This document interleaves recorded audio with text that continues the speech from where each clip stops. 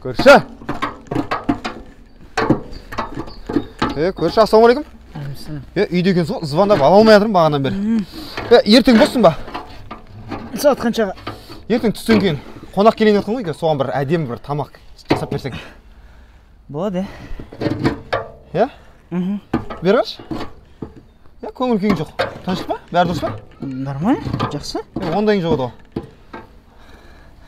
Оразаға бір-ақ күн қалды ғой. Соны жұмысымды ауыстырайын десем, бір дұрыс жұмыс таппай жатырмын.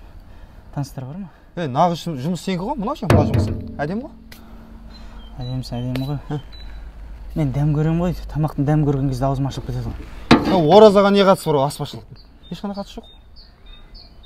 Оразаң бұзылып кетпей ма? Оны ойламаппын мен.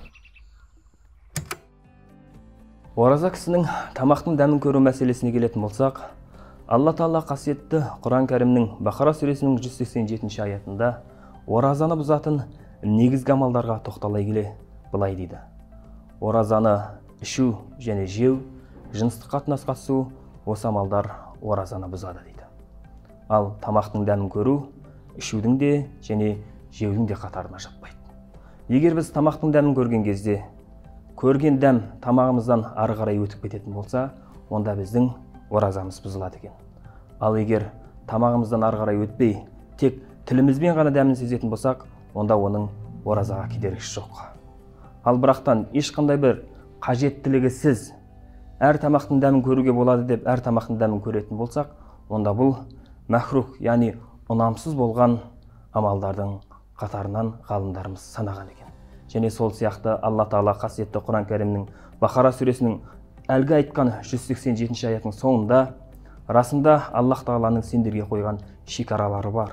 Сол шекаралардан аттап өтпеңдер дейді. Әлгі айтқан үш мәселеден ішу, жеу, жыныстық қатынастан басқа оразаны бұзу қаупі болған амалдардың барлығы осы Алланың біздерге бекіткен шекаралары болып есептеледі екен. Рамазан айы мүбәрәк болсын.